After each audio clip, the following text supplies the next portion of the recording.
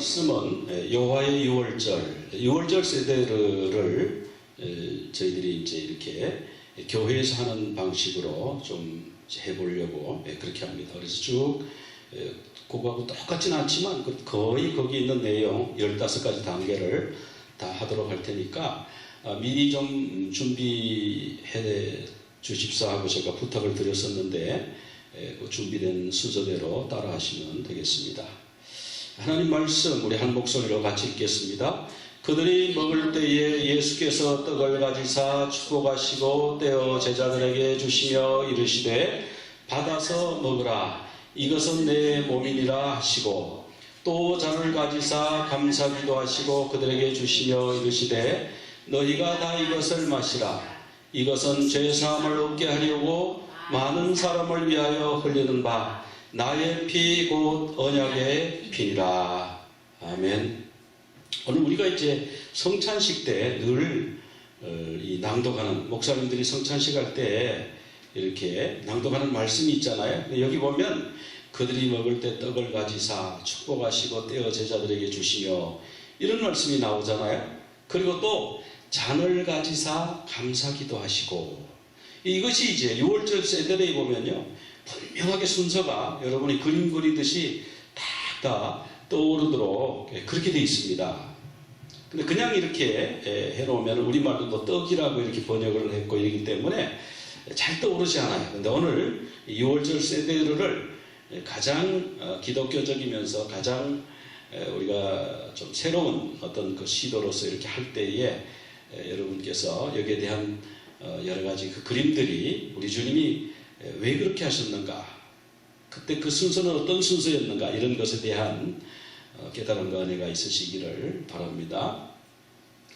우리가 이제 원래 오늘은 종료주일입니다. 그래서 이제 교회에서는 보통 종료주일을 지키고 그 다음에 금요일 날에 성금요일이라고 해서 고난주간으로 그날 주님 돌아가신 날을 기억하고 그리고 이제 주일날에 부활주일로 지켜요. 저도 전통적인 교회에 서울영락교회라든지 또 노량진교회라든지 이런 데서 신앙생활하고 훈련을 받은 목사이기 때문에 늘 그렇게 이제 해왔었어요. 근데 그렇게 했을 때에 우리가 교회에 따라서 그렇게 했을 때에 이제 어떤 문제가 있냐 하면은 주님의 고난에 대해서 주일날 예배 드리는 일이 없어져요. 그렇죠? 물론 뭐 일부 신앙생활을 열심히 하는 분은 금요일도 교회 와서 성금요일 예배 드리고 그러긴 합니다만은 주일날만 오는 분이 많잖아요. 그분들은 그냥 종료주일하고 그 다음에 그냥 부활주일로 건너뛰는 거예요. 그래서 이거 어떻게 하면 그 주님의 고난에 대해서 그 주님의 그 고난이 정말 의미가 있는데 거기에 대해서 생각을 우리가 좀 더 깊이 할 수 있을까 하는 가운데 작년부터 이제 이 종료주일에 유월절 세대를 시작했어요. 그래서 작년에 1회하고 올해 이제 2회 했는데 그런 그 유월절을 그 뭐라고 하느냐 유대인들이 하는 것이고 또 이방인보다도 그 이단 있잖아요. 이단 그 유월절 안 지키면 구원 못 받는다 이렇게 말하는 이단들이 있어요. 그 사람들이 이 유월절을 가지고 가가지고 유월절을 지키는 거예요. 우리 교회는 유월절을 뺏겨버렸어요. 이단들한테. 그래서 우리가 유월절을 지킨다고 그 이단 아닙니까? 종료주일 지켜야 되고 종료주일 고난주간 있고 그 다음 부활절 유월절은 우리 교회에 없는데요? 이렇게 되어버렸단 말이죠. 그런데 우리가 성경에 하나님이 유월절에서 뭐라고 말씀하셨는지 그걸 한번 살펴보십시다. 출애굽기 12장 11절 거기 보면 같이 읽어볼까요? 너희는 그것을 이렇게 먹을지니 허리에 띠를 띠고 발에 신을 신고 손에 지팡이를 잡고 급히 먹으라. 이것이 여호와의 유월절이니라. 자, 여기 보면 유월절이 유대인들의 유월절이니라 너희 사람들의 유월절이니라 그러지 않고 뭐라고 그랬어요? 여호와의 유월절이라. 이 유월절은요 하나님의 절기예요. 그래서 이 유월절이라는 말이 이제 패사흐라는 말인데요. 이 패사흐라는 말이 패스오버 번역해서 이제 패스오버 또는 뭐 유월절 이렇게 이제 우리가 부릅니다만은 원래 히브리 말은 패사그죠. 그리고 14절로 넘어가서 같이 한번 읽어보겠습니다. 너희는 이 날을 기념하여 여호와의 절기를 삼아 영원한 규례로 대대로 지킬지니라. 자, 하나님은 이날 이 6월절을 기념해서 누구의 절기를 삼아요? 하나님의 절기, 여호와의 절기로 삼아서 언제까지?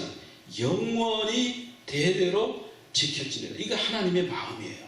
하나님이 6월절에 하나님이 디자인한 것이 있으세요. 하나님의 목적과 하나님의 뜻을 거기다 넣어놓으셨어요. 어린 양의 희생, 나중에 보면 그 예수님이 어린 양으로 돌아가셨잖아요. 하나님은 그 어린 양 하나밖에 없는 독생 성자를 희생하시는 그 절기를 이미 출애굽할 때 정하셔서 그것을 우리에게 주신 거예요.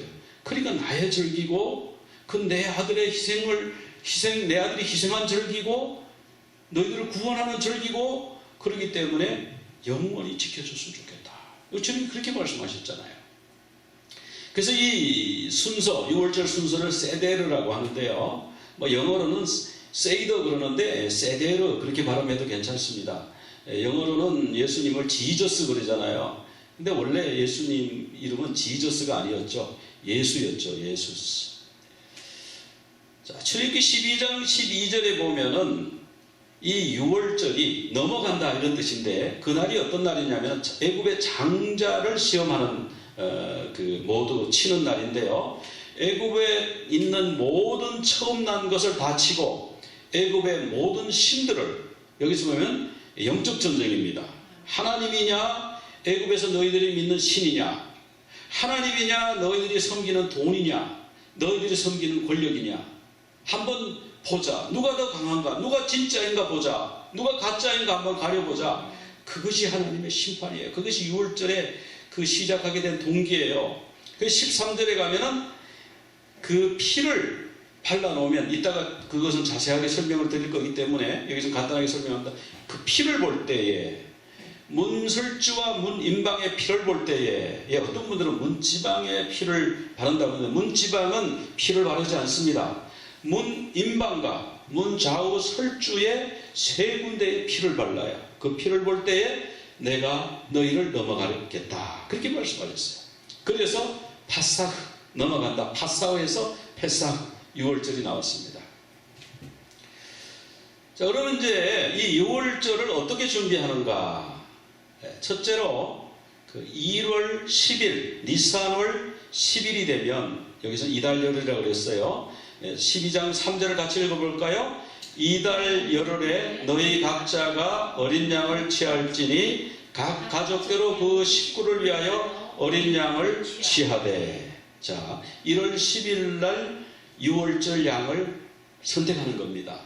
근데 혼자서 그 양을 다 못 먹어요. 그러니까 가족 수가 좀 많은 사람은 한 마리 가지고 그 가족이 다 먹을 것이고 또 어떤 가족은 뭐 2명, 3명 되면 혼자서 그걸 못 먹거든요. 한 10명 정도 돼야 먹으니까 2집, 3집 어울러서 한 마리를 잡는 거예요. 그러면 뭐 나누어서 번거롭게 그럴 거 뭐 있습니까? 각 집집마다 하나씩 해서 두고두고 먹지. 이 6월절 양은요 두고두고 먹으면 안 됩니다. 그 다음날 아침까지 남기면 안 돼요. 남으면 몽땅 불태우든지 그렇게 해야 돼요.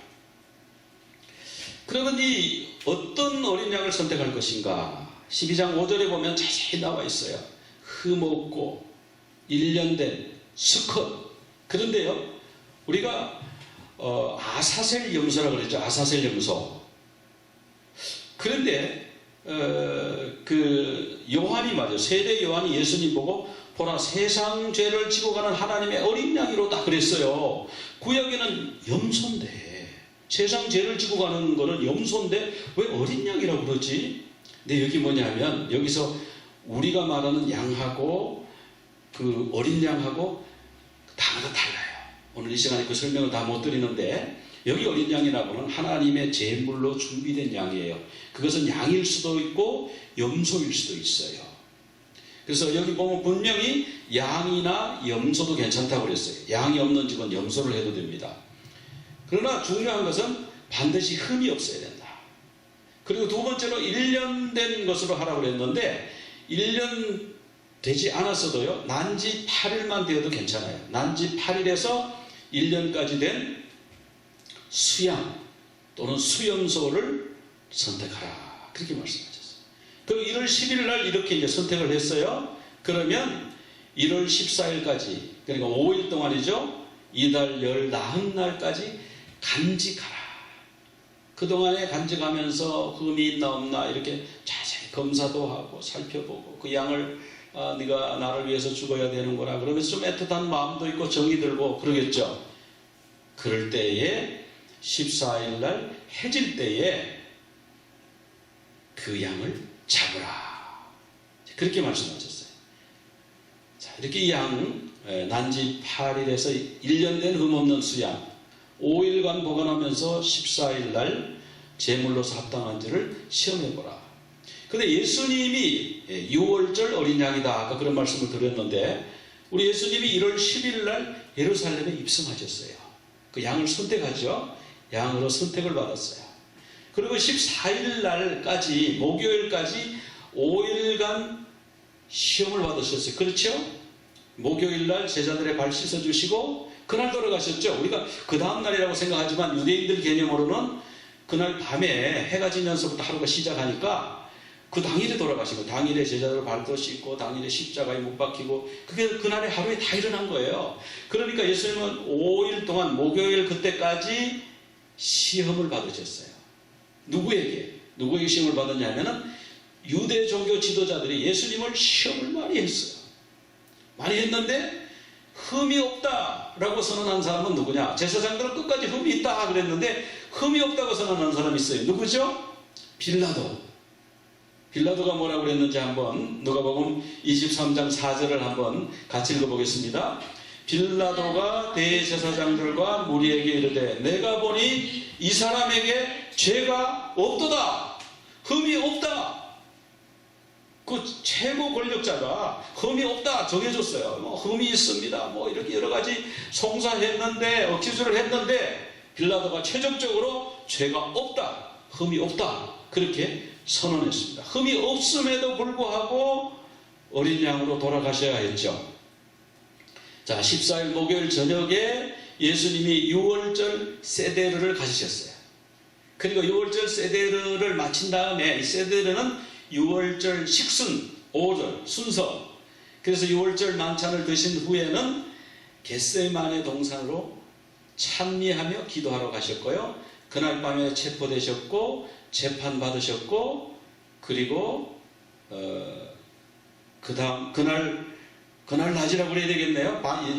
유대인들은 밤에 시작하니까 어쨌든 그렇게 해서 십자가에 돌아가신 거예요. 근데 예수님은요 이 6월절을 원했어요. 예수님이 6월절에 대해서 어떻게 생각하셨을까? 우리 한번 생각해보죠. 그거 율법이다.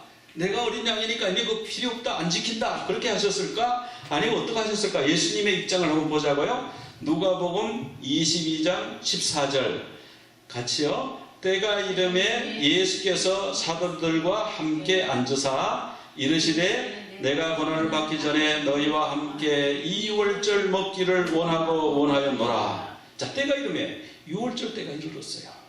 예수님이 사도들과 함께 6월절 세대를 갖기 위해서 테이블에 앉으신 거예요. 그러면서 내가 고난을 받기 전에 이게 마지막 6월절이라는 거죠. 너희와 함께 이 6월절을 먹기를 원하였노라. 우리 주님은요 지금 눈앞에 십자가 지시는 장면이 훤해요.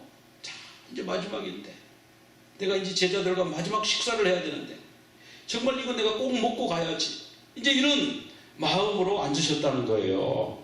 이제 다 이루었다. 테텔레스타이 그렇게 말씀하시고 돌아가셨잖아요. 이 테텔레스타이 요한복음 19장 30절 같이 한번 읽어봅시다. 예수께서 신포도주를 받으신 후에 이르시되 다 이루었다 하시고 머리를 숙이니 영혼이 떠나가시니라. 이 테텔레스타이라고 하는 것은 화가가 그림을 다 그렸다. 또 빚을 다 갚았다. 심부름을 다 완수했습니다. 이럴 때 하는 말이고요. 또 성전에서 제사장들이 그 제물을 살펴봤을 때 아무 흠이 없으면 테텔레스타이, 흠 없이 완전하다. 그렇게 선언을 한다고 해요. 그러니까 다 이루었다고 하는 말은 우리 주님이 이제 다 모든 그 죄에 대한 형벌을 주님이 다 받으셨다. 그런 뜻이죠. 자, 그리고 이제 예수님이 돌아가시니까 해가 지면 이제 새로 안식일이 시작되죠. 무교절 안식일이 시작이 되니까 로마 병정이 예수님의 죽으심을 확인한 후에 무덤에 장사를 지냈고요. 그 7일 동안 지키는 무교절 안식일에 예수님은 그 안식일 그 3일 동안에 무덤에 계셨죠. 그리고 무교절 안식 후 첫날에 그 첫날이 바로 초실절입니다. 그 부활주일이 뭐냐면 초실절이에요. 초실절에 우리 주님이 부활하셨어요. 그래서 너희는 그 어린 양의 피를 6월절 어린 양의 피를 양 먹을 집에 좌우 문설주와 인방에 바르라. 그렇게 말씀하셨어요. 그럼 이 양은 어떻게 먹는가? 이건 좀 그냥 빨리 넘어가겠습니다. 자, 아까 말씀드렸죠? 한 집에 한 마리씩 잡지 나는 이렇게 나누는 게 번거롭다. 그렇게 생각할지 모르지만 아침까지 남겨두면 안 돼요. 그날 밤에 다 먹어야 돼요. 아침에 남은 거는 불살라야 돼요. 그 아까운 고기. 옛날에 그 양들이 얼마나 귀했어요? 귀합니다. 왜 이렇게 하냐면요. 이게 화목제물을 먹는 방법이에요. 화목제물은 그 다음날까지 남겨두면 안 돼요. 그래서 레위기 7장 15절에 보면 감사함으로 드리는 화목제물의 고기를 드리는 그날에 먹을 것이요 조금이라도 이튿날 아침까지 두지 말 것이니라. 화목제물은요 그날 소를 잡았다. 그러면 소를 그날 동네 잔치를 해야 되는 겁니다. 그래야 화목하겠죠. 서로 먹으면서 아이고 고마워요. 그동안에 좀 섭섭한 마음도 있었는데 먹으면서 그냥 그 마음이 싹 녹아지고 그렇게 됐잖아요. 그럼 화목하게 되잖아요. 그러니까 잡아가지고 당일을 다 먹어야 돼요. 예수님이 화목제물이시기 때문에 그날 다 먹어야 되는 거예요. 그럼 이 6월절을 준비할 때 제일 먼저 하는 일이 뭐냐면은 6월절 준비할 때 누룩을 제거해야 돼요. 그 예수님도 누룩 제거하는 일을 하셨는데 언제 하셨냐면은 성전에 들어가가지고 성전을 정화했어요. 막 장사하는 사람들의 판을 띄웠고 비둘기를 내고 돈꾀를 집어 던지고 막 이렇게 하셨어요. 그게 뭐냐면 누룩을 제거한 거예요. 우리가 누룩이라고 그러니까 집에 있는 빵 치우면 되나 보다 이렇게 생각하지만 우리 속에 있는 그 죄예요. 우리 죄는 그리고 좋지 않은 사상들 그런 반기독교적인 생각들 그 음란한 것들 우상 섬기는 것들 이런 것들이 누룩이지 않습니까? 영적인 누룩. 그 영적 누룩을 제거해야 돼요. 먼저 6월절 세들이 앉기 전에. 그래서 유대인들은 이렇게 그 빵 부스러기라든지 뭐 이런 누룩이 들어간 이런 모든 것을 동네에 가지고 나와가지고 전부 쌓아놓고는 여기 불을 태운다고 해요. 우리 주님 말씀하셨죠? 바리새인과 사두개인들의 누룩을 주의하라. 이거는 먹는 빵, 그들의 빵을 주의하라는 게 아니라 그들의 교훈, 그들이 말씀대로 사는 것처럼 말하지만은 위선적인 거. 또 사두개인들은 뭐 말씀대로 사는 것 같지만은 세상의 물질과 권력에 심취해 있는 거. 우리도 그렇잖아요. 우리가 예수 잘 믿는 것 같지만 우리가 막 권력을 얻기 위해서 내가 뭐 무슨 돈을 더 벌기 위해서 여러 가지 부정직한 일을 했다면 그게 누룩이죠. 그리고 그 뭐 적당히 해요. 그 다른 사람 다 그렇게 살아요. 그런 게 누룩입니다. 그런 생각이. 그런 말들이 누룩이에요. 그런 거를 다 내버리라. 고린도전서 5장 7절에 보면 묵은 누룩을 내버리라. 우리의 6월절 양 그리스도께서 희생되셨느니라. 그리스도는 누구라고요? 우리의 6월절 양이다. 이제 그렇게 말씀하고 있어요. 자, 그러면 이 페사흐 세대를 어떻게 준비하는가?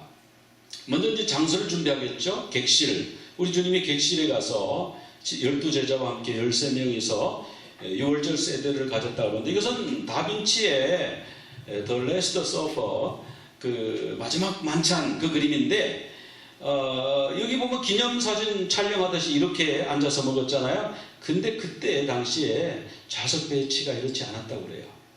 우리가 지금 식사에 이러지 않죠. 이 맞은편에도 앉고 쭉 전체 둥그렇게 둘러앉지 한 줄로만 쭉 앉지 않습니다. 그러니까 이것을 보고 예수님의 위치가 가운데니까 막 은혜 받고 이랬었잖아요. 그게 아니에요. 그리고 그때에 어떻게 좌석 배치가 됐냐면 이렇게 배치가 됐을 거라는 거죠. 디귿자 모양으로 돼 있고 이 가운데로 서빙하는 사람이 들락날락하면서 이렇게 음식을 골고루 나누어 주고 뭐 또 빈 그릇 가져가고 이런 걸 했다는 거예요. 그럼 예수님 위치가 여러분 어딜까요? 저 앞에 한가운데? 아니고요. 이쪽 왼쪽이에요. 왼쪽에 이 자리가 예수님 자리예요. 그럼 예수님 오른편은 누구 자리일까요? 예수님 오른편은요, 예수님이 가장 사랑하는 사람 자리예요. 그 누구냐 하면 요한이에요. 요한이 옆에 앉았다고 하는 건 요한복음을 읽어보면 나와요. 그 다음에 가룟 유다는 어디 앉았을까요? 가룟 유다? 가룟 유다가요, 여러분, 예수님의 바로 왼편에 누웠어요. 앉았어요. 자, 왜 정말 그런 적이 있다고 살펴보겠습니다. 그 다음 베드로는 어디 있냐? 베드로는요, 이 건너편에 있었어요. 그래서 베드로가 예수님 판 사람이 누구예요? 그러니까 다들 분위기가 싸해졌잖아요. 그때 베드로가 이렇게 머리짓을 해가지고 이렇게 물어보라고. 그러게 앞에 있었기 때문에 물어보라고 그런 거예요. 자, 보면 이제 이렇게 어떤 분이 이렇게 그림을 그렸고요. 또 어떤 분이 이렇게 모형을 만들어가지고 이렇게 한 분도 있어요. 그래서 지금 이제 디귿자형으로 되어 있다 하는 것이 지금 정설로 지금 밝혀져 있고요. 그럼 2월절에 준비물, 식탁은 뭔가? 첫째로 어린 양의 고기를, 이것은 구워서 먹죠. 어린 양의 고기를 삶지 않고 구워서 먹습니다. 그 다음에 무교병은 죄 없으신 예수님, 또 그 무교병은 맞자라고 그러는데 이따가 보여드리겠습니다. 그 다음에 쓴나물, 쓴나물이 있고요. 주로 고추냉이라고 그래요. 노예 생활을 상징하고, 그리고 포도주를 넉잔. 성경에는 1, 2, 3만 나와요. 포도주 얘기는 안 나오는데 후대에 추가가 됐는데 의미가 참 좋아요. 그래서 우리도 포도주 넉잔을 놓고 한번 그 순서대로 한번 가보겠습니다. 그 포도주는 예수님의 피를 상징하고요. 그 다음에 카르파스라고 채소, 파셀리나 샐러리, 양상추 이런 거. 그 다음에 소금물은 애굽에서 흘린 눈물. 그 다음에 하루셋은 이제 소스인데 벽돌 색깔의 소스를 만들어 가지고 찍어 먹고요. 그 다음에 구운 달걀. 성경에 구운 달걀을 먹으라는 말은 안 나오거든요. 그런데 구운 달걀. 그리고 초를 2개를 불을 켜든지 우리 뒤에처럼 메노라에 불을 켜든지 그렇게 합니다. 이것은 광야의 성막에서 예배드렸던 것을, 그 거룩함을 상징하죠. 이런 모양으로 저쪽 맨 뒤에 있는 것이 이제 맞자가 되겠습니다. 무교병. 자, 이렇게 이제 2월절 세대의 플레이시 이렇게 생겼고요. 자, 그럼 이 순서는 제일 먼저 촛불에 불을 켭니다. 근데 이 불은 보통 집에 어머니가, 유대인들은 보통 어머니가 불을 켜요. 그래서 어머니가 안 계신 집은 딸이 켜고요. 집안에 아무 여자가 없으면 그제서야 남자가 대신 불을 켭니다. 그래서 이 성전을 상징하고요. 그리고 이제 네 잔의 포도주는 성경에 지금 이 출애굽기 이 부분에서는 안 나오는데 왜 네 잔을 사용하냐면 출애굽기 6장 6절에 보면은 나는 여호와라, 내가 애굽 사람의 무거운 짐에서 너희를 빼내며 I will bring you out. 그리고 너희를 노역에서 너희를 건지며 I will deliver. 편팔과 큰 심판들로 너희를 속량하여 I will redeem. 그 다음 6장 7절 너희를 내 백성으로 삼고 I will take you to me. 뭐 이렇게 나가요. 그래서 내 백성으로 삼겠다. I will bring out, I will deliver, I will redeem, I will take you. 이렇게 네 가지 동사를 상징하는 이 포도주 잔을 네 잔을 마십니다. 첫 번째 잔은 이제 카데시라고 그러는데, 카데시라는 말은 거룩하다는 뜻이죠. 이제 성별하는 그런 컵이에요. 첫 번째 컵인데, 이 첫 잔을 따르고 이제 축복문을 낭송합니다. 제가 그 축복문은 올해는 하지 않겠어요. 내년쯤에는 이제 축복문까지 할 수 있게 되기를 제가 기대하는데요. 그래서 이 첫 잔을 일단 따릅니다. 일단 따르고 따라놓고 그 다음에 이제 우르하츠라고 해서 손을 씻어요. 결례를 행하는 거죠. 손을 깨끗하게 씻는데, 이제 첫 잔을 마신 후에 손을 씻는다. 그래서 우리도 같이 한번 이렇게 한번 첫 잔을 마시겠습니다. 축복문을 낭독하지 않았고 제가 간단하게 기도하겠습니다. 천지를 창조하시고 저희들을 구원하신 주님의 은혜를 감사합니다. 예수님 이름으로 기도합니다. 아멘.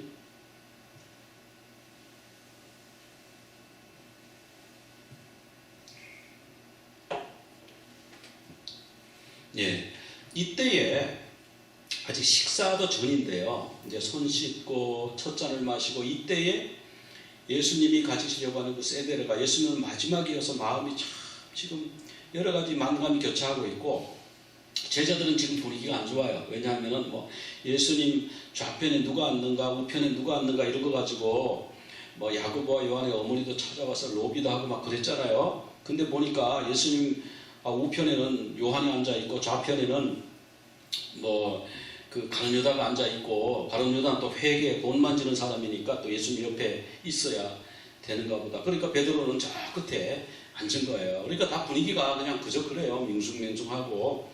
그러니까 손 씻는 것도 손 씻는 동안 발도 아직 안 씻었어요.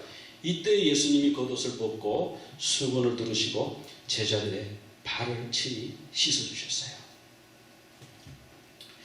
그리고 이제 카르파스라고 이 야채를 여러분 소금물에다 찍어서 먹습니다. 소금물에 이렇게 2번 찍어서 이렇게 먹습니다. 예, 뭐 어떤 야채든 상관이 없겠습니다. 그래서 이 자잘한 이것은 뭐냐면은 애굽에서 흘린 눈물, 애굽에서 흘린 땀을 상징해요. 그리고 야채는 쟤는 희망을 얻었다, 자유를 얻었다 이런 것을 상징하고요. 그 다음에 네 번째 순서가 뭐냐면 야하츠, 브레이킹인데 야하츠라는 순서는 뭐냐 하면은 맞자.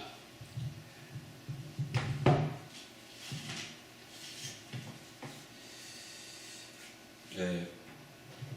이것이 이제 맞자인데요. 이 맞자, 무교병, 이 무교병을 이 천으로 싸서 세 겹으로 쌓아놓습니다. 세 겹으로. 이 세 겹으로 쌓아놓고 이렇게 접시에 세 개를 포개 놨는데 그 중에서 말이죠. 가운데 거. 제일 가운데 이 맞자를 꺼냅니다. 이거를 꺼내서 이 맞자를 이렇게 뚝 잘라요. 자, 이렇게. 이게 뚝 자르면 똑같이 잘라지지가 않죠. 그래서 여기 보시다시피 하나는 작고 하나는 이제 크고 이렇게 2개로 넣습니다. 그럼 이 작은 거는 다시 여기다 놓고요.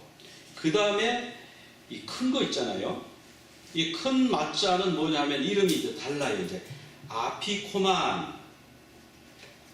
이 큰 맞자는 아피코만이라고 해서 이렇게 흰 천으로 감아가지고 이것을 다른 사람 못 보게 어디다가 숨겨 놓습니다. 이렇게 숨겨 놓고요.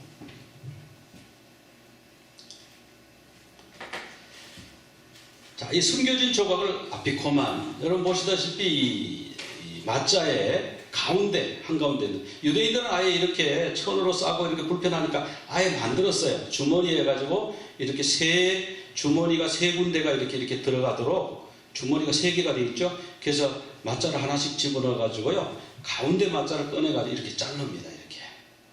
이렇게 잘라서 큰 거는 다시 천으로 싸서 다른 사람 못 보게 싹 숨겨놓고요. 작은 거는 그냥 다시 그 플레이트에 올려놓습니다. 이 아피코마는 뭐냐 하면요. 뒤에 오는 것 이런 뜻이에요. 그래서 후식이라고 번역하기도 하고 뒤에 오는 것이가 누구겠습니까? 예수님이죠. 누구 뒤에? 엘리야 뒤에 오시는 분이라고 그랬잖아요. 세례 요한 뒤에 우리 주님, 내 뒤에 오실 분은 불과 성령으로 세례를 줄 뿐이고 내가 그분의 신들매를 풀기도 감당하지 못한다고 그랬잖아요. 뒤에 오실 분이 아피코만이에요. 그런 뜻이에요. 자, 그래서 이것을 이제 보관하고 특별히 이제 숨겨놓은 아피코만을 찾는 것이 아이들에게는 아주 재미있어요. 누가 어디다 숨겼나 해서 눈뜨고 이렇게 보다가 가서 싹 몰래 자리를 비우면 가져오기도 하는데 여기서 제일 중요한 아피코만은 누구 거냐면 아버지 거예요. 아버지 거를 딱 어디 숨겨놓은 거를 찾아가지고 딱 훔쳐놓으면 어떤 일이 생길까요? 아버지가 얼마나 당황하겠어요. 그 다음에 이 아피코만을 나눠 먹어야 되는데 자기가 나눠줄 아피코만이 없는 거예요. 그래서 당황하니까 가진 사람 이리 나와. 그러면 상을 뭘 줄래요? 이렇게 묻는다는 거예요. 상을 뭘 주실래요? 그러니까 아버지가 뭔가 약속을 해야 뭔가 큰 걸 하나 약속을 하면 그걸 이제 내놓습니다. 이렇게 이제 하고요. 그 다음에 이제 두 번째 자는 마기드라고 그러는데, 이 마기드는 뭐냐면 이야기란 뜻이에요. 다섯 번째 순서. 이때는 나이가 가장 어린 참석자가 네 가지 질문을 하도록 돼 있어요. 그럼 반드시 아버지는 그 질문에 대해서 친절하게 충분히 설명을 해줘야 됩니다. 그걸 이제 하가다라고 그래요. 하나님의 구원 이야기 들려주는 걸 하가다라고 그러는데, 하나님이 이것을 명령하셨습니다. 출애굽 역사를 자녀들에게 가르치라는 명령이 4번 나오는데요. 출애굽기 12장 26절에 자녀가 너희에게 이 예식이 무슨 의미가 있습니까? 이렇게 물으면 이것은 여호와의 유월절 제사다, 이렇게 설명을 해주라는 거예요.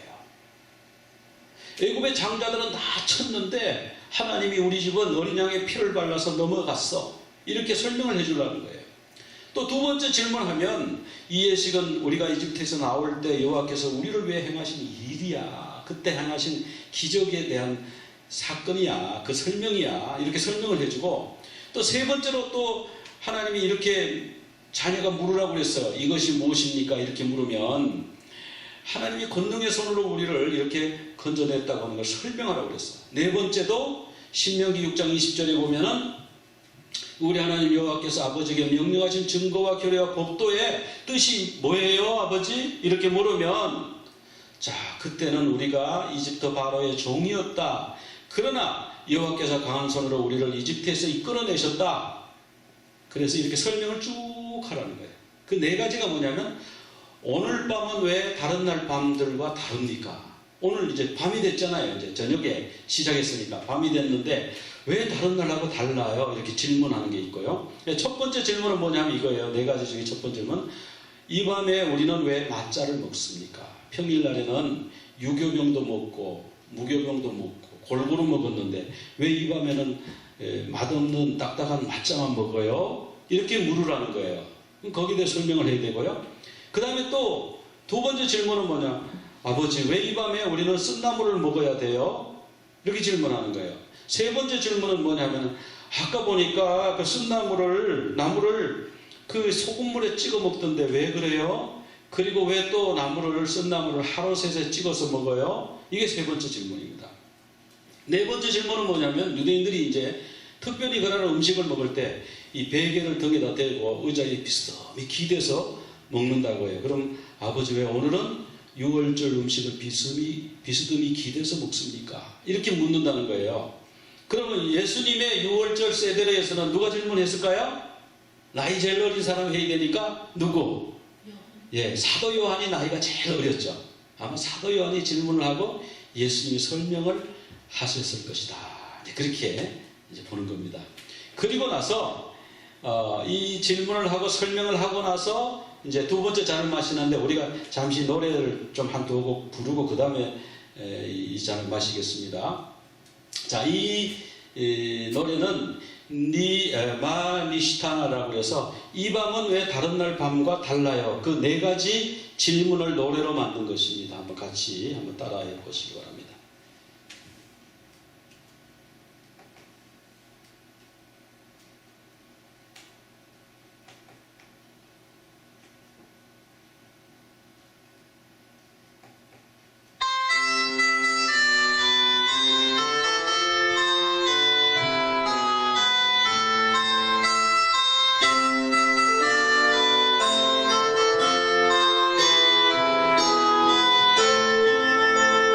마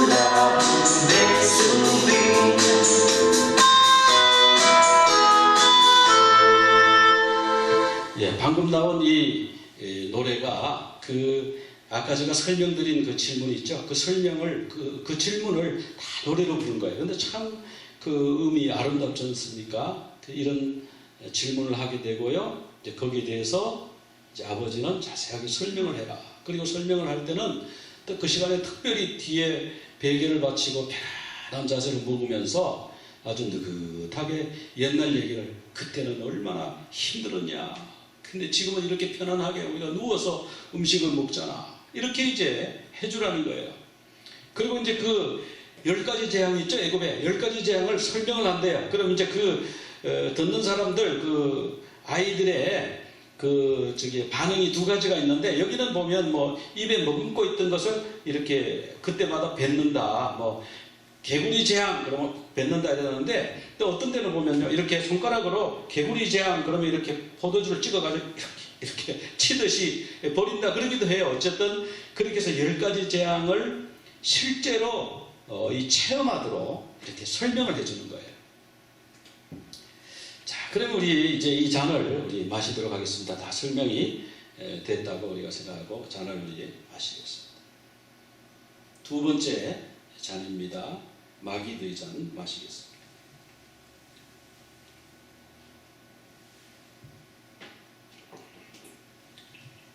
자, 그렇게 이제 잔을 마시고 이야기를 하고 그렇게 시간이 많이 갔겠죠? 그러고 나서 이제 다예누라고 하는 노래를 이제 합창을 합니다. 이 다예누라는 말은 인호 충분합니다. 이제 그 말이에요. 그래서 거기 좀 아주 가사가 긴 내용이 많습니다만은 이제 이 가장 짧은 버전으로 제가 골라서 여기 이렇게 한글로 자막을 달았습니다.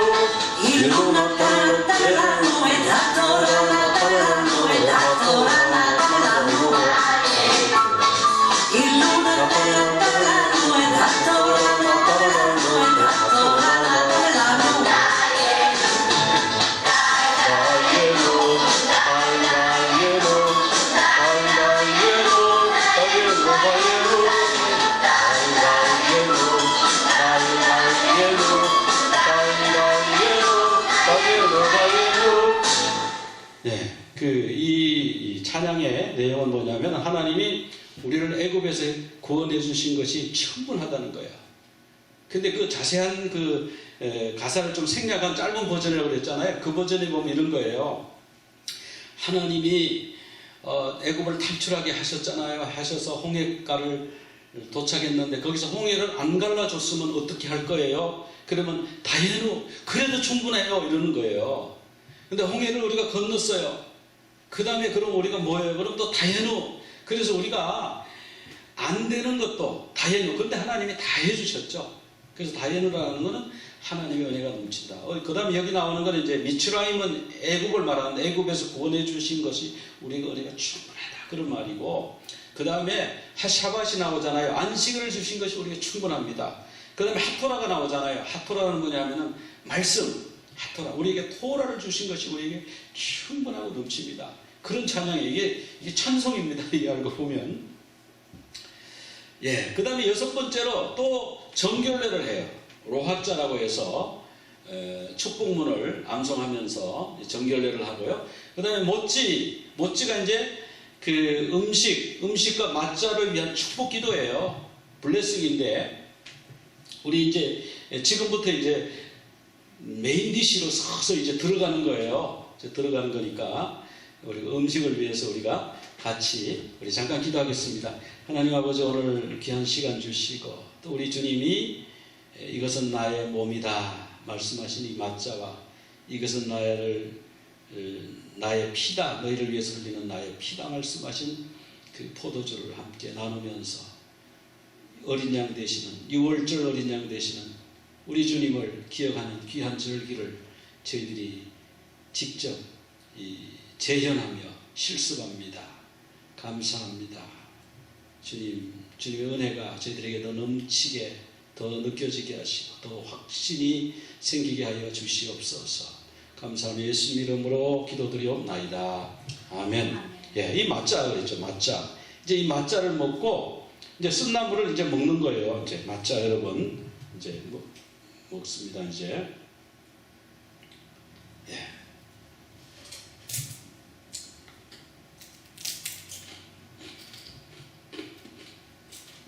그리고 이제 쓴나물도 이렇게 좀 먹기도 하고요.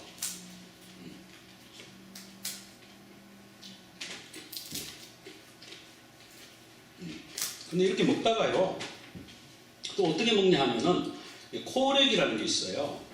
이 코렉이라고 하는 건 뭐냐면 샌드위치라는 뜻인데, 쓴나물 있잖아요. 쓴나물, 고추냉이 같은 거 아주 쓴 거면 더 좋은데, 이 쓴나물을 하루 셋이라고 뭐 단 거를 넣고 무화과, 뭐 무슨 건포도, 견과류 이런 걸 넣고 이렇게 소스를 만들어 가지고 이 맞자 사이에다가 이렇게 넣습니다. 이렇게 맞자 사이에다가 이렇게 넣어서 이게 두 장을 겹치면 일종의 샌드위치가 되겠죠. 이렇게 이 사이에 이제 그 하루셋을 듬뿍 묻힌 이 쓴나물을 집어넣고 밑에 맞자 위에 맞자 이렇게 겹치면 일종의 샌드위치가 되잖아요. 이렇게 샌드위치를 만들어 가지고 이제 먹는 거예요. 먹는 건데 여기에 이제 의미가 있습니다. 이 의미가 뭐냐면은 바로 이렇게 생겼죠. 이렇게 맞자와 맞자 사이에 이렇게 하루셋을 넣고 야채를 넣고 이렇게 이런 샌드위치를 만들어 먹는데, 자, 이 샌드위치를 성경에 보면 받아먹은 사람이 나와요. 그 사람이 누구냐 하면은 가룟 유다입니다. 그 보면은 성경에 예수님이 마음이 아주 참 민망해졌어요. 마음이 정말 그래서 이제 한 말씀 하시는 거예요. 내가 진실로 너에게 이르노니 너희 12 중에 한 사람이 나를 팔 거야. 그러니까 제자들이 깜짝 놀래가지고요, 주여 누굽니까? 누가 예수님을 팔아요? 누가 주님을, 선생님을 팔아요? 있을 수 없습니다. 이러니까 예수님이 뭐라고 그랬어요? 내가 떡 한 조각을 적셔다가 주는 자가 크리라. 떡 한 조각이 이 코렉을 말하는 거예요. 맞자와 맞자 사이에 쓴나물을 넣고 이 하루셋을, 이 하루셋 달달한 소스를 넣은 이것은 이제 적신다는 말이 하루셋에 적셔서 이 코렉, 이 샌드위치를 갖다 주는 사람이, 그 가룟 유다가 어디 있다고 그랬어요? 바로 옆에 가룟 유다에게 준 거예요. 그러니까 이 가룟 유다가 그것을 받아서 더 이상 앉아 있을 수가 없잖아요. 당황해서 이제 메인 디시가 양고기인데 이 양고기를 먹기 전에 만찬장을 빠져나갔다. 그때 자리가 이제 이렇게 있었다는 거예요. 예수님 왼편에 가룟 유다가 있었다는 거예요. 베드로가 맞은편에서 고갯짓으로 도대체 누군지 알아보라고 요한 보고 물어보라고 그렇게 했다고 나오죠. 이 홀에게는 그런 역사가, 그런 숨겨진 이야기가 들어있습니다. 그 다음에 이제 슐한 오렉이라고 해서, 슐한 오렉은 이제 메인 디시예요. 슐한이 이제 테이블을 말하는데 이제 메인 디시, 이제 양고기를 이제 먹는 거예요. 양고기 먹는데 축복기도 하고, 그 다음에 이제 막 양고기 뭐 여러 가지 준비한 거를 이제 막 먹어요. 여기 이제 양고기 있죠. 양고기 이렇게 해서 이게 메인 디시인데 가룟 유다는 메인 디시를 못 먹고 나갔어요. 홀에까지만 예수님 주니까 먹은지 안 먹은지 모르지만 그러고 나갔어요. 그래서 지금 이제 그냥 식사를 지금 부심하게 하는 거예요. 지금 11번째 시간 오락에서는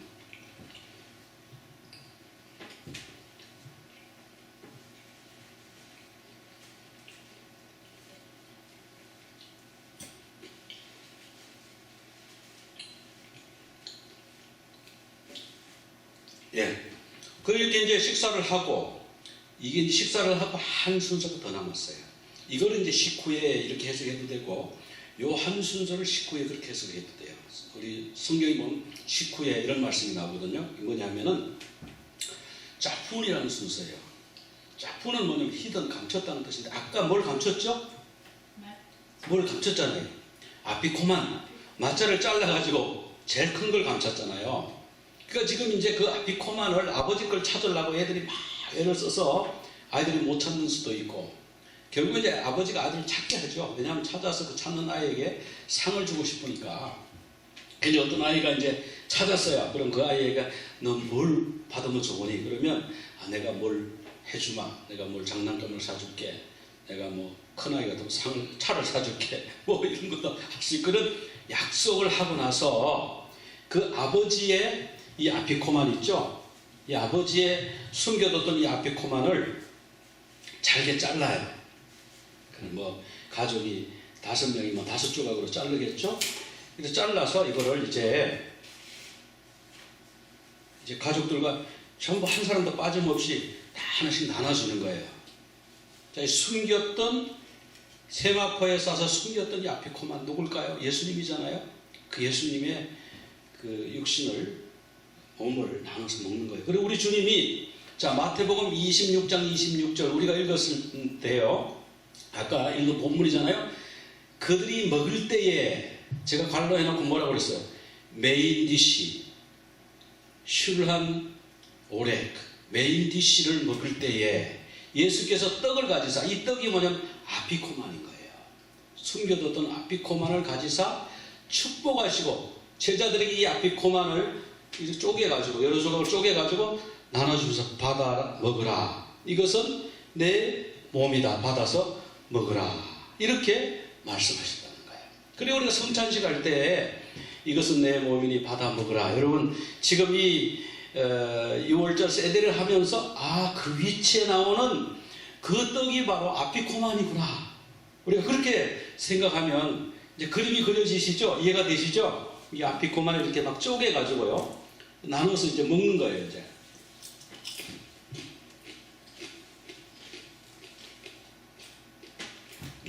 그리고 이제 예수님이 제자들에게 그 사도행전 1장에 가보면은 승천하시기 전에 아버지께서 약속하신 것을 기다리라. 이 아버지께서 약속하신 게 뭐냐면은 이 아피코만을 찾은 사람에게 아버지가 약속을 하잖아요. 내가 무슨 선물을 주겠다 약속을 하잖아요. 그 아버지께서 약속하신 선물이 있어요. 그 선물이 뭘까요? 사도행전 1장 5절 우리 같이 한번 읽어봅시다. 요한은 물로 세례를 베풀었으나 너희는 몇 날이 못되어 성령으로 세례를 받으리라. 성령님이 아피코만을 먹은 사람에게, 예수님을 찾는 사람에게 준 선물이에요. 아버지의 약속하신 것이에요. 그런 뜻이 있습니다. 그 다음에 이제 이 아피코만을 먹고 나서 발의 블레싱, 축복기도, 이 음식과 이 모든 절차에 대해서 감사하는 축복과 감사의 기도를 드립니다. 그래서 식후에 살해하신 후에 이런 말씀이 나오죠. 그 말씀이 바로 발의 이 순서를 말하는 거예요. 그리고 나서 이 기도를 한 후에 보통은 이 3번째 잔을 그냥 마셔요. 그냥 마시는데 예수님이 거기다가 말씀을 하셨죠. 뭐라고 말씀하셨어요? 이 잔은 너희를 위하여 흘리는 언약의 피다. 27절 같이 한번 읽어봅시다. 또 잔을 가지사 감사 기도하시고 그들에게 주시며 이르시되 너희가 이것을 마시라. 자, 그 다음 9절 같이 마저 읽겠습니다. 이것은 죄사함을 얻게 하려고 많은 사람을 위하여 흘리는 바 나의 피봇 언약의 피니라. 자, 우리 주님이 식후에 잔을 가지시고 감사기도 하셨죠. 이 발에 감사기도를 하시고 그들에게 나눠주시는 거 주시면서 자 이것을 받아서 먹으라. 이것은 너희를 위하여 흘리는 나의 피 곧 언약의 피라. 그렇게 말씀하셨어요. 자 우리 주님이 주시는 언약의 피 우리 다 마시도록 하겠습니다. 우리 기도하고 마실까요? 네, 기도하고 마시겠습니다. 하나님 아버지 감사합니다. 저희들의 죄에서 저희들을 구원하시기 위해 우리 주님이 십자가에서 피 흘리셨습니다. 주님께서 아피코만을 나누어 주시면서 이것은 너희를 위하여 주는 나의 몸이다 말씀하셨고 또 그 식후에 이 잔에 축사하시고 나누어 주시면서 이것은 너희를 위하여 흘리는 나의 피 언약의 피라고 말씀하셨습니다.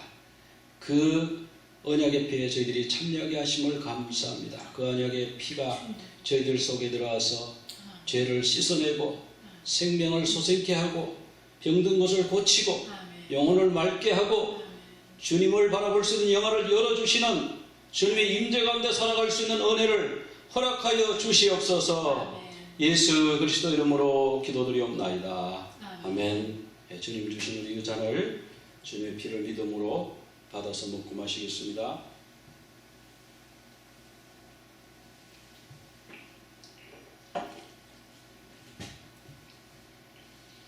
네, 그리고 이제 이렇게 먹고 나서 이제 식사가 이제 끝나면 어떻게 하느냐 이제 할렐 순서가 남았는데 이 할렐 순서는 뭐냐면 이제 문을 여는 거예요. 가서 왜 문을 열까요? 누가 들어오라고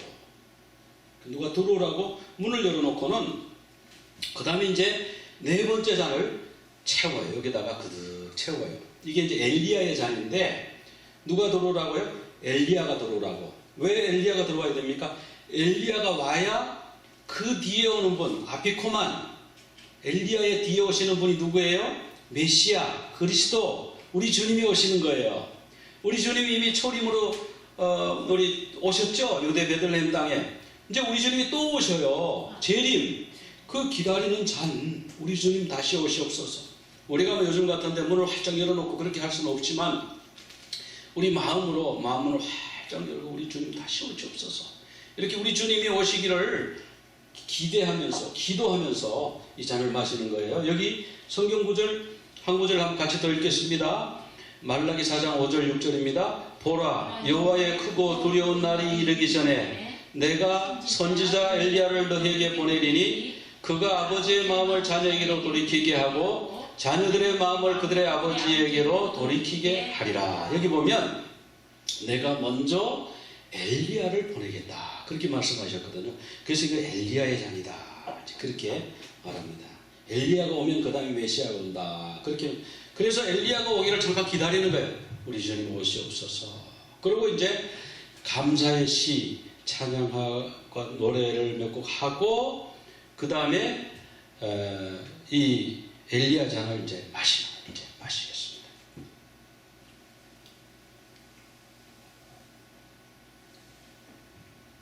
이렇게 네 잔을 다 마시고요. 니르자는 마지막 순서인데 이게 뭐냐면 억셉티드 이제 이런 뜻인데 예루살렘에서 다시 만나자 이제 그런 뜻이 내년 예루살렘에서. 근데 우리가 유대인들이 예루살렘이 회복이 안 됐을 때 1948년 이전에는 이것이 의미가 있었어요.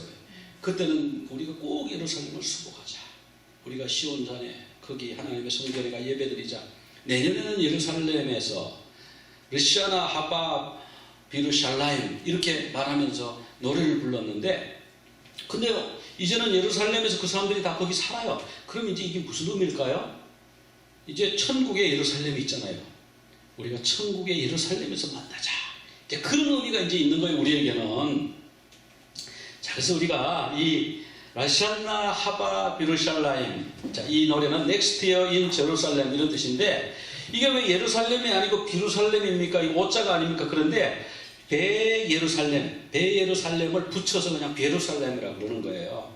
그래서 이 배는 어디에서 이런 뜻이거든요. 그래 라샤나는 해고 하바는 내년에 예루살렘에서. 그래서 라샤나 하바 비루살람이라는 노래를 부르면서 봤죠. 이것은 그냥 유대인들의 예루살렘 회복에 대한 노래가 아니라 우리 예수님이 재림해서 천국에서 다시 살 것을 우리는 기대하면서 부르는 노래입니다.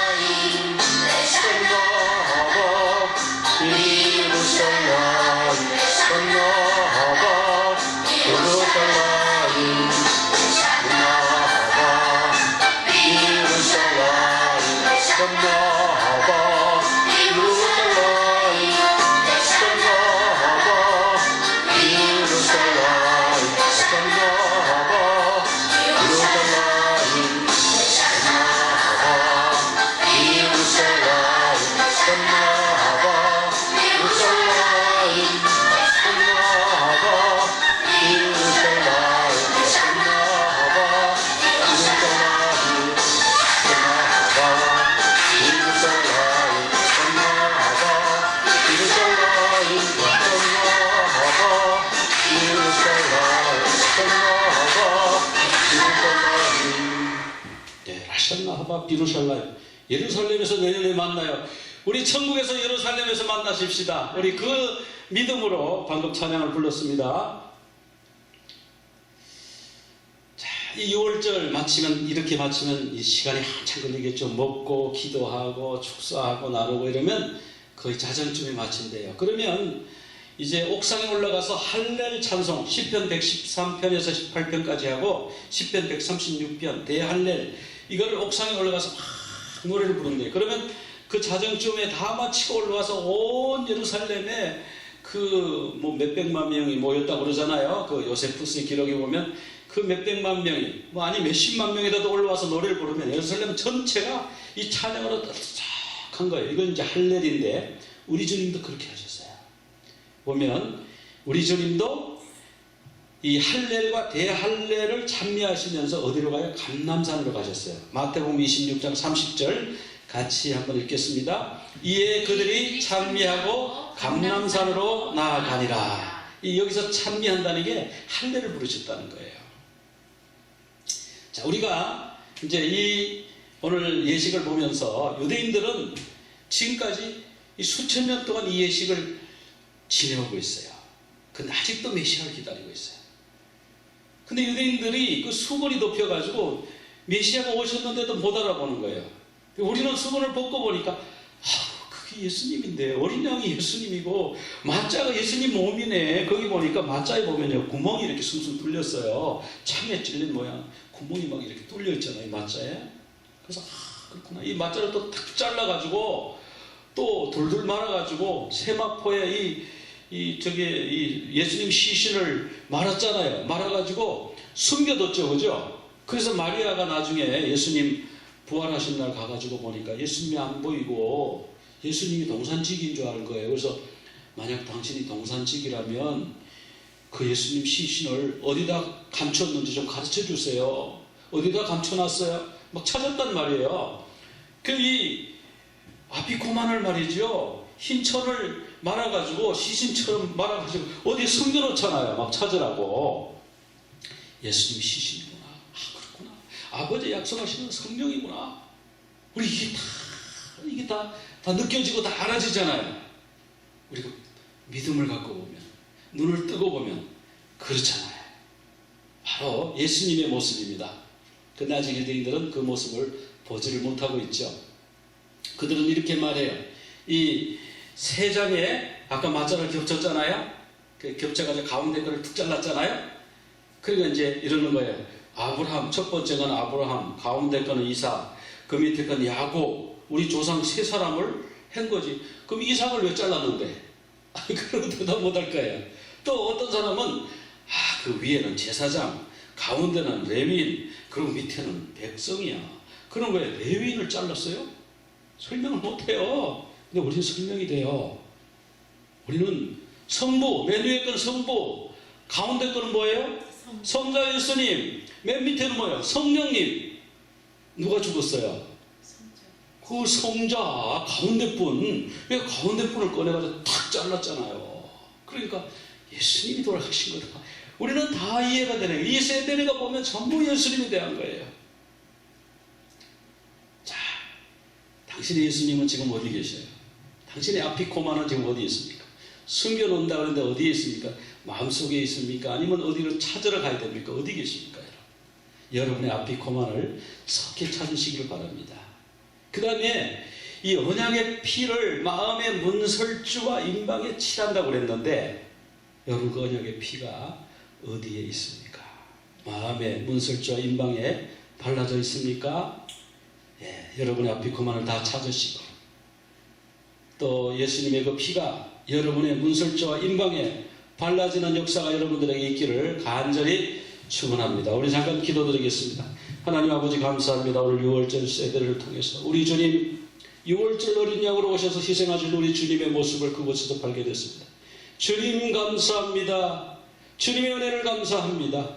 저희들을 위하여 그 가운데 계신 그분 몸이 잘라지시고 몸이 구멍이 뚫어지듯이 창으로 찔리시고 그리고 포도주 잔과 같이 피 흘리시고 그리고 십자가에 돌아가신 그 주님 그리고 3일 만에 부활하신 그 주님을 우리가 믿습니다. 우리가 그 주님을 발견하게 해주시옵소서. 나의 아피코만을 발견하게 해주시고 그 주님의 피가 우리 마음의 문설주와 임방에 발라지는 역사를 허락하여 주시옵소서. 그와 같은 확신과 믿음이 새롭게 시작되게 하시고 생명이 약동하게 하시고 자라게 하시고 그냥 구원받았으니 할렐루야 천국 나 구원받았네 너 구원받았네가 아니라 거기서 그치는 것이 아니라 내가 이제 주님이 주신 사명을 따라 살겠습니다. 주님 주신 소명을 발견해서 주님을 위한 내 삶을 살다가 이 한 몸 주님 위해 살다가 가겠습니다. 그와 같은 다짐과 헌신이 있는 저희들의 삶이 되게 하여 주시옵소서. 예수 그리스도 이름으로 기도드리옵나이다. 아멘.